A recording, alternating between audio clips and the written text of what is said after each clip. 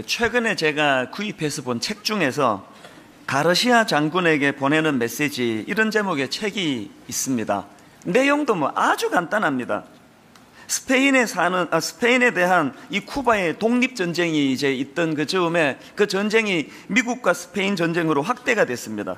그때 이제 미국 정부가 쿠바 반군 지도자입니다, 가르시아 장군에게 긴급히 전해야 될 메시지가 있었는데, 문제가 뭐냐 하면은 그 가르시아 장군이 지금 어디에 있는지 소재가 파악이 안 되는 겁니다. 그냥 추정컨대 쿠바 밀림 어딘가에 있을 것이다, 그거 말고는 알 수가 없는 거예요. 그런 상황에서 이제 주인공인 로완 중위에게 그 역할을 맡겼는데, 그 중위가 역할을 잘 감당해가지고 편지를 무사히 가르시아 장군에게 잘 전달했다. 그게 전부예요. 그 간단한 내용이더라고요. 제가 그 책을 보면서 좀 너무나 간단해가지고 좀 실망을 했는데요. 근데 제가 이 책을 읽다가 깜짝 놀랐던 게 뭐냐면은, 이 간단한 내용의 소책자가 발간되고 15년 만에 4천만 부가 팔렸답니다. 환산해 보니까 매년마다 270만 부씩이 팔린 셈이에요. 그래서 제가 이런 생각을 했습니다. 아니, 이 간단한 소책자 내용이 어떻게 그렇게 많은 사람들에게 반향을 일으키는 결과를 가져왔을까? 그런 질문을 해보니까 거기에 두 가지 답이 나오더라고요. 첫 번째로 제가 생각한 게 뭐냐 하면은, 각 시대마다 이 로완 중녀와 같은 충성스러운 사람을 필요로 한다는 것입니다. 그 책에 보면 이런 표현이 있습니다. 적당히 일하기, 멍청한 부주의, 천박한 무관심, 열이 없는 작업이 이제 거의 하나의 규칙이 되어 있는 것처럼 보일 정도이다. 저자가 뭘 개탄합니까? 자기 주변을 돌아보면은 이런 무성의한 사람들로 꽉 차 있다는 거예요. 그리고 또 그 책에 이런 내용도 있습니다. 지금 내가 말하고자 하는 바는 이것이다. 즉, 메칼리 대통령이 로완에게, 가르시아 장군에게 보낼 편지를 주었을 때 로완은 그 편지를 받으면서 그가 어디에 있습니까? 라고 묻지 않았다는 점입니다. 그러니까 지금 그 책에서 저자가 강조하는 것은 그 로완 중이라는 사람이 그 불가능해 보이는 임무를 잘 완수했다, 이 결과를 말하는 게 아니고, 임무를 부여받았는데 이거는 미션 임파서블이에요. 이건 불가능한 일이에요. 지금 이 편지를 전달해 줄 가르시아 장군 소재가 어디 있는지를 모르는데 그에게 편지를 전해주라는 명령이 하달이 됐을 때, 이 말도 안 되는 명령을 그가 받아가지고 묵묵히 거기에 대해 토달지 않고 순수하게 충성스러운 마음 자세를 가지고 거기에 임했다, 이걸 강조하기 위해서라는 것입니다. 그래서 이제 그 저자가 그 책에서 엘버트 허바드의 말을 인용합니다. 주어진 임무에 대한 충성심은 일을 처리하는 유능함보다 훨씬 가치 있는 것이다. 그게 참 인상적이었고요. 그런가 하면 제가 그 책을 통해 두 번째 깨달았던 게 뭐냐 하면은, 여러분, 사람들은요 좋은 샘플 보기를 목말라 한다는 거예요. 그 영화의 주인공, 소설의 주인공 다 이게 이런 인간의 심리로 만든 거 아닙니까? 오늘 우리 시대는 이렇게 어려운 상황에서도 이런 충성스러운 로완 중녀와 같은 이런 성실한 사람을 보고 싶어 한다는 거예요. 그래서 그 소책자는 이렇게 글을 마무리합니다. 문명이란 바로 오랜 세월 간절하게 이런 개인들을 찾는 과정의 다름 아니다. 모든 도시와 촌락에서, 모든 사무실과 작업장과 상점과 공장에서 그런 사람을 찾는다. 온 세상이 그런 사람을 소리쳐 구하고 있다. 모두가 간절히 원하고 있다. 가르시아 장군에게 메시지를 전할 인물을. 제가 그 마지막을 읽으니까 참 마음에 이렇게 느끼는 게 많아지더라고요. 야, 내가 하나님 앞에 이런 로완 장군과 같은 그런 충성스러운 종이 돼야 되겠다. 그리고 뿐만 아니라 저의 삶을 통해서 많은 성도들에게, 많은 젊은이들에게 제가 이 로완 장군과 같은 이 샘플과 같은 그런 역할을 감당할 수만 있다면 얼마나 좋겠나, 그런 마음에 소원이 생기더라고요. 그러고 보면 영적으로도요, 하나님의 일하시는 방법은 딱 이런 방식이에요. 하나님께서는 성경의 수많은 인물들을 열거하고 계세요. 시대마다 너무나 과업을 감당하기 어려운 사명이 주어지는데, 그것을 우직하게 그 사명을 감당해내는 많은 성경의 인물들을 열거함으로 우리가 그것을 보고 배우기를 하나님이 원하신다는 거예요. 지금 우리가 살펴보고 있는 요한계시록 11장의 구조도 똑같습니다. 지난주 말씀 기억하십니까? 이제 10장, 11장은 두 번째 막간 장면이에요. 첫 번째 막간 장면인 7장에서 너희들이 이제 하나님의 위로를 받고 또 너희 눈에 눈물 씻어 주실 것이라는 이 위로의 메시지를 누리고 경험했다면, 이제 10장으로 가서 어떻게 하라고요? 다시 할 일 많은 세상으로 가서 네가 그 사명을 잘 감당하기 바란다. 이게 10장에서 주신 하나님의 말씀의 메시지라면, 이제 11장으로 건너와 가지고는 이제 그 10장에서의 메시지를 잘 감당할 수 있도록 하나님이 샘플 하나를 보여주세요. 두 증인을 등장시키는데요. 자, 3절은 한번 보시겠습니까? 내가 나의 두 증인에게 권세를 주리니, 이렇게 두 증인을 등장시키는데 그들에 대해서 부연 설명하기를 4절에서 이런 말씀이 나옵니다. 그들은 이 땅의 주 앞에 서 있는 두 감람나무와 두 촛대니, 지금 샘플 두 증인에 대해서 이렇게 표현하는데요. 그 앞에 나오는 감람나무라는 것은 구약 스가랴 4장 말씀을 배경으로 하고 있습니다. 자, 4장 3절입니다. 그 등잔대 곁에 두 감람나무가 있는데 하나는 그 기름 그릇 오른쪽에 있고 하나는 그 왼쪽에 있나이다 하고, 그 다음 14절도 한번 보십시오.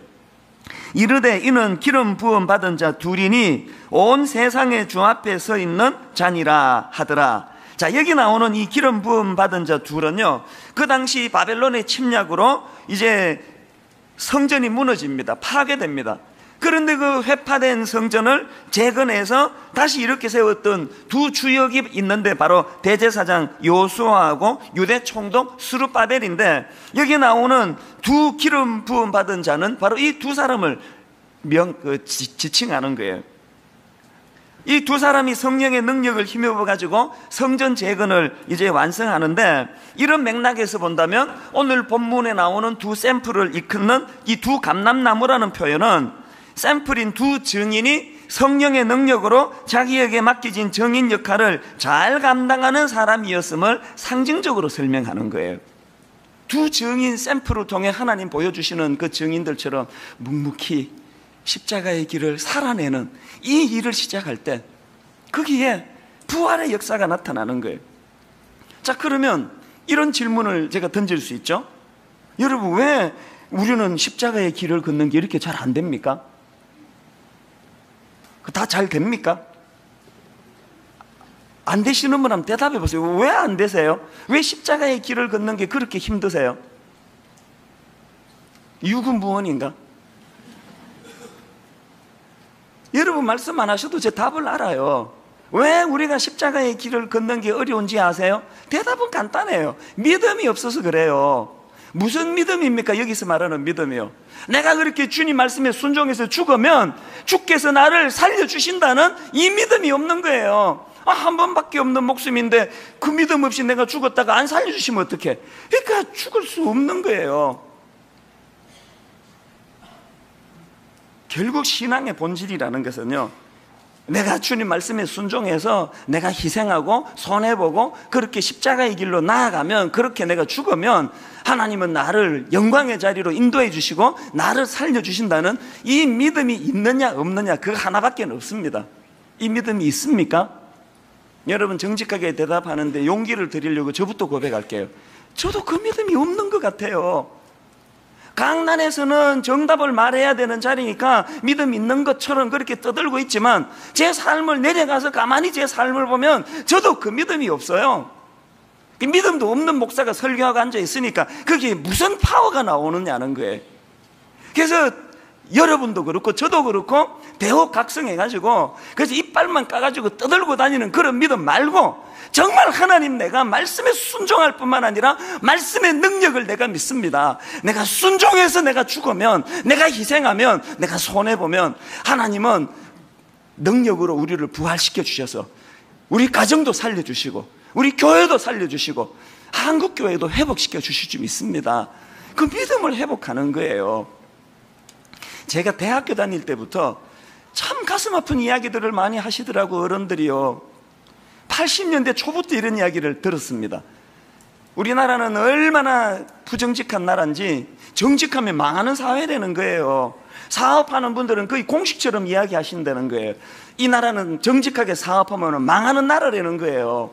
이게 30년 전에 듣던 이야기예요. 여러분, 30년이 지났는데 지금 오늘 이게 없어졌습니까? 이제 우리 사회는 정직해도 안 망합니까? 여전히 정직하면 망하는 나라라는 부끄러운 얘기를 우리가 떠들고 있지 않습니까? 자, 그러면 우리가 그동안 숫자 자랑하고 교세 자랑하고 1000만 명이다, 1200만 명이다 그렇게 떠들고 있을 때, 오늘 예수 믿는 우리 모두가 다 80년도부터 이 대한민국이 부정직해서 정직하면 망하는 그런 사회라면 오늘 우리 그리스도인들은 정직해서 망하는 그 길을 택했어야 되는 거 아닙니까? 우리 모두가 다 정직해서 망하는 그 길을 택했다면 지금쯤 이 사회는요, 정직해도 망하지 않는 사회가 됐을 거예요. 불행하게도 우리 모두는 정직해서 망하는 길을 택하지 않았습니다. 목사도 강단에서 떠들 때는 뭐 엄청나게 정직한 것 같지만 목회하는 이런 내용들을 가만히 보면은 십자가의 길을 걸어간다 그렇게 말하기 어려운 대목이 너무 많은 게 현실 아닙니까?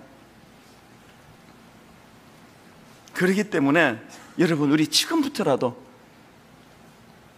아주 작은 미약한 발걸음 하나 떼는 것으로부터 이제 우리가 십자가를 살아내셔야 돼요. 어떤 초신자시래요. 우리 교회 등록하신 어떤 분이 이제 우리 젊은 목사님에게 저에 대해서 이렇게 평가를 하시더래요. 이제 이분이 이제 이 교회 와서 보니까요, 뭐 1만 성도 파송 운동한다 그러고 또 기존 신자 등록도 안 받는다 그러고 또 자꾸 딴 교회 가라고 막 부추기고 그런 거를 이분이 보고는 이제 그 젊은 목사님에게 저에 대해서 어떻게 평가를 하는가 하니까 이렇게 이야기하시더래요. 자기가 보니까 이찬수 목사는 둘 중에 하나다. 지독한 위선자거나 성자거나 둘 중에 하나다는 거예요. 기왕에 성자 쪽으로 생각해 주세요. 근데 정답은요, 여러분, 저는 지독한 위선자도 아니고요, 성자는 더더군다나 아니에요. 그래서 굳이 제가 저를 규정을 짓자면 저는 저를 이렇게 규정 짓기를 원합니다. 저는요, 정답을 알아버린 인생이에요. 저 항상 그런 이야기를 하지만 세상에서 제일 무서운 게 정답을 알아버리는 거예요. 나 차라리 정답을 몰랐다면 4만 명, 5만 명 키우는 게 10만 명, 20만 명 만드는 게 막 5천석, 만석 공간을 막 늘려나가는 게 이게 하나님 뜻인 줄로 내가 그렇게 알고 있었다면 저게 무슨 갈등이 있겠습니까? 그럼 내가 정답을 알아버렸어요. 그게 아니라는 걸. 그러니까 괴로운 거예요. 아, 나도 교회 좀 키우고 싶어요. 근데 정답을 알아버렸어요. 그래서 제가 이제 겨우 발걸음을 하나 떼는 정도예요. 내 한 교회만 잘 돼서 되는 게 아니구나, 이게 정답이구나 이게. 그래서 1만 성도 파송 운동을 이제 겨우 이제 발걸음 하나 떼고 있는 거 아닙니까? 근데 여러분, 제가요, 뭘 요즘에 내가 느끼는가 하니까 그렇게 발걸음은 하나 뗐더니 거기서 재미가 솔솔 나는 거예요. 의외로 사람 모으고 키우고 확장하고 막 이러려고 혈안이 되는 것보다 오히려 지금 나누어주고 베풀려고 애쓰고 있는 이 작은 몸부림 속에 샬롬이 임해요. 제 마음에 기쁨이 생겨요. 내 교회가 잘 되는 것도 기쁘지만 우리가 조금 섬기는 교회들이 좋은 소식이 들려질 때 막 거기서 큰 기쁨이 오는 걸 내가 맛을 보는 거예요. 이게 재밌는 일이네 이게. 야, 이게 인생의 기쁨이 이런 거구나. 그래서 저는요, 지독한 위선자도 아니고 대단한 성자도 아니고요, 이제 발걸음 하나 떼면서 이런 맛을, 재미를 솔솔 이제 보기 시작하는 그런 걸음마 단계에 있는 거예요. 저는 오늘 예배드리는 우리 모든 성도들에게 바로 우리가 십자가의 길, 희생의 길, 헌신의 길로 나아갈 때 그게 고통만 있고 손해보는 것만 있는 것이 아니라 이게 하나님의 보호하심이라는 아름다운 은혜가, 열매가 여기에 있는 거구나, 그걸 좀 맛보고 경험하기 시작하는 그런 성도들이 모인 교회가 되기를 바랍니다.